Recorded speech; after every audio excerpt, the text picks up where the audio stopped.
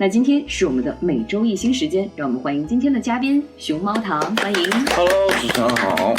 我们是熊猫堂 Produce Pandas。Hello， 大家好，我是熊猫堂的卡斯。Hello， 大家好，我是熊猫堂的17军。Hello， 大家好，我是熊猫堂的陈鼎鼎。Hello， 大家好，我是熊猫堂的崔云峰。Hello， 大家好，我是熊猫堂的齐哈。所以其实就是我突然间有一种感觉，哎，这么说不知道是不是会冒犯，但是我就会想说，是不是一般就是比如说男团也好，女团也好，包括很多演艺，他们都是要控制体重的。那你们是不是就不用去有这种担忧，或者说有这种顾虑？我们也控制，也得控制吗？对，也得控制在一个标准之上。就是我的意思是，对，是不是不能瘦，所以可以放肆的吃？对，没错，我们很开心的，跟其他的艺人不一样的地方就是我们可以放开了吃，宵夜什么都吃得很好。但是像哈哈呀，他们就是虽然吃，但是也会请上健身房，就是保持体重的，同时也要保持健康。就是保持体重和这个体脂率啊，对，而且其实刚才我这么说啊，并不是说大家的体型怎么了，而是说其实是就大家的脑海当中的艺人们都是要控制到一个很那个就是叫什么，就是比如说我面对面看的时候会觉得非常的瘦，就是其实看上去我觉得大家非常的健康，而且就是会有肌肉的那种，是不是？所以在这个之前，大家每一个人都是一个独立的星球，然后呢聚到了一起，成为了熊猫堂。那之前大家是怎么就是在成为这个熊猫堂之前的各自在过着什么样的生活，然后又怎么是聚到一起的？能不能分别来跟我们说说？一个一个的星球。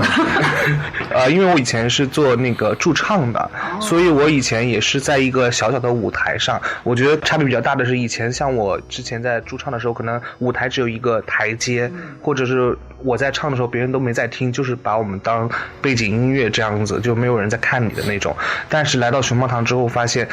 我站上了大一点的舞台，然后唱歌的时候会有人看我，我觉得这就是一个很好的一个改变。17呢？我是一个石油的星球。石油星球啊，这么富有吗？因为我以前单位就是属于就是要石油工人嘛，然后要开采石油什么的一些相关的就是工作，然后就是每天就要什么挖油啊、采油啊，各种技术行业的东西以外呢，我自己个人比较喜欢舞蹈嘛，所以我也会兼职去做舞蹈老师，然后是教小朋友，然后小到小班，大到初中，然后都有接触过。然后在这个过程中，我觉得还是蛮开心的，因为我本身我是喜欢舞蹈，然后我也很喜欢小孩，所以我觉得去教小朋友跳舞是我觉得很享受的一件事情就还是蛮难忘的。然后每一次跟小朋友就是说上课接触，我觉得就是自己都会有不一样的收获什么的。然后后来就来参加了熊猫堂。所以之前是个斜杠青年，然后现在呢就是和大家一起有了熊猫堂这个星系。对，是的。好，鼎鼎。我就是在地球没有来熊猫堂之前，我之前是开地铁的，然后也兼职做大马模特，然后也做活动公关。然后呢，来到熊猫堂之后，我感觉把大家感染了，都当了模特，我觉得也挺好的。之前可能，在网上别人可能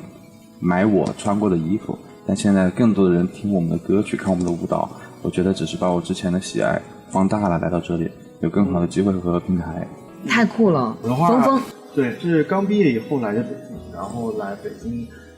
找了一份实习工作，是在一个互联网公司做客服的。那个时候就是每天的接打电话，然后解决他们在这个网站上的一些问题，那个时候是这样。然后在这个工作之余呢，自己找了一个像青年旅社的一个这样的一个地方，它有一个小舞台，一个 live house 的那样子一个，然后就是每周会固定去唱歌，因为自己喜欢唱歌，所以就是找了一个这样的兼职。然后后来有了一个机会呢，是在别人的推荐之下，然后就是正好我那时候想换工作，然后他们就说，有一个公司在招这样的一个团，你要不要试一试？你那么喜欢唱歌，或许可以加入。对，然后当时就是抱着一个面试的心态然后去了，然后后面就是来这边就是一直在训练，然后后面就加入熊猫堂。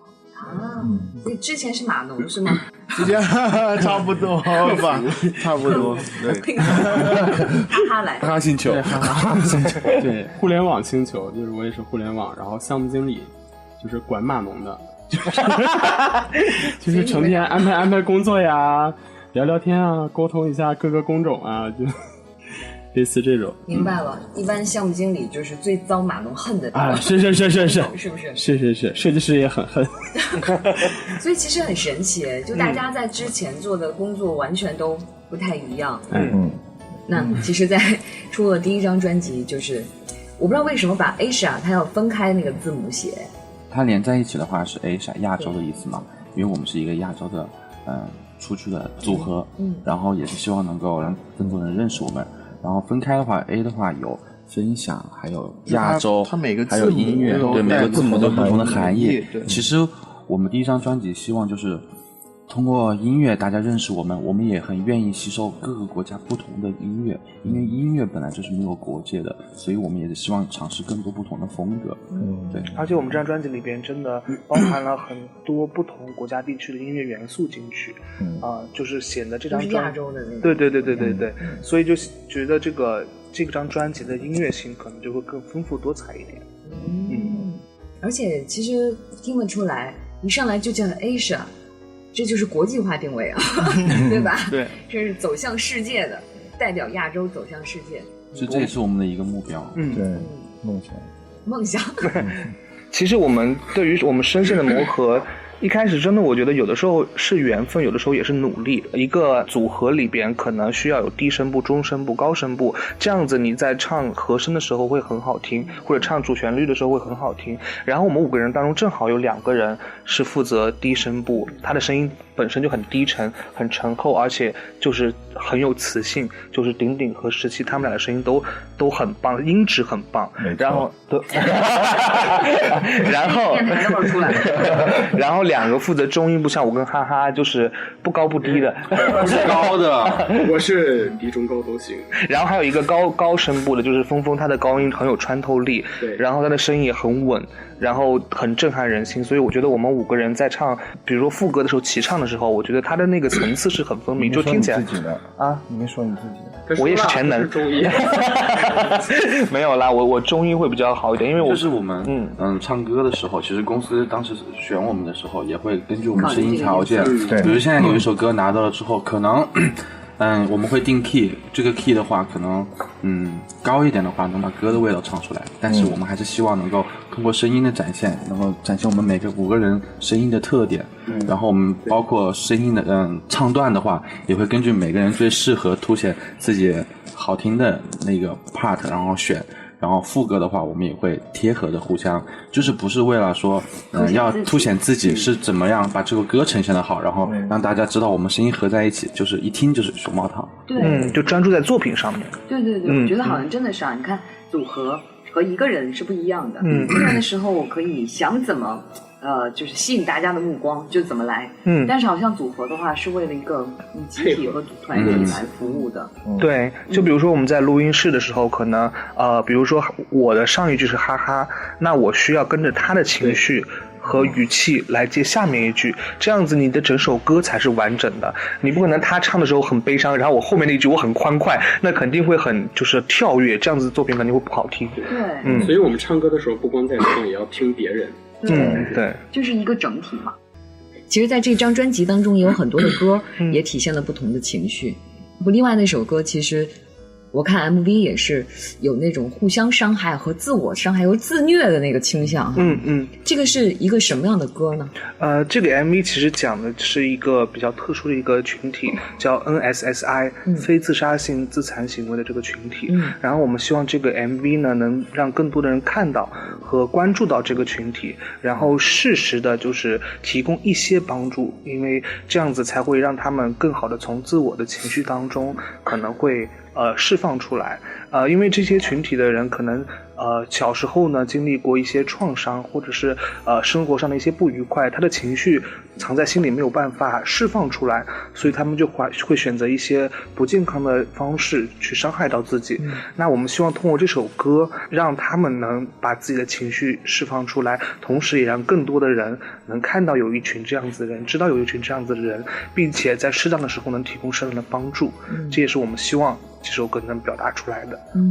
理解。你没有在要演绎这首歌之前去了解这个群体吗？我们有了解这个群体，然后因为这个 MV 导演的创意，然后跟我们说，我们想把这个做个连接，然后想把这个 MV 拍的就是对一些人有些帮助，所以我们也自己也去了解了这个群体到底是怎么产生，或者是需要得到什么样的帮助。其实在我们的 MV 的片头和片尾都有告诉大家，遇到这样子的人我们应该怎么做。有没有人可以就是来说一说应该怎么做？其实我觉得如果是作为一个受害者来说，我建议就是更多去咨询专业人士帮助，就是心理医生。就其实我们作为普通人来讲，我们有一些帮助，就比如说就问一下你怎么了呀，可能对他们来说心理上他们也会觉得说自己也会不舒服，就是我们的关心有的时候反而会对他们造成伤害，会给他们压力。所以我觉得交给更专业的医生来做。就是说如果你是正陷于这个情绪漩涡的这个群体的人的话，希望你能得到更多专业的帮助，去寻找一些专业的求助，就比如说心理医生。如果你是就是没有这方面困扰的人的话，如果你身边出现这样困扰的人，你不需要去主动的一直就问他你还好吗，这样子给他压力，你可以建议他去寻求帮助，是这样子的。我觉得就是把大家当成普通人来看，不要用一些特别的眼光去看，不是用异样的眼光去看。一直想传递就是这首歌让大家知道有这类人群，然后也是希望大家就是能够有心结的解开自己的心结，不要陷入在自己的情绪里面，因为可能有时候就迈出的那一步可能就是光明。所以我想这个不例外这个名字其实也是就每一个人都是在怎么说呢，并不是一个例外，他可以得到关注，但不需要得到侧目。的确可能我们每个人在生活中都有不愉快，然后也可能在感情啊工作中都有受到一些阻碍和伤害，我们每个人都不例外，我们都是一个平凡人，我们都有情绪，所以也是希望通过这首歌能够让大家把自己的故事套进去，然后把所有的情绪就丢给这首歌，丢给我们熊猫堂，然后听完这个歌希望大家的心情愉快。那我们就一起来听这首歌，把情绪都丢进去。好的，来听不例外。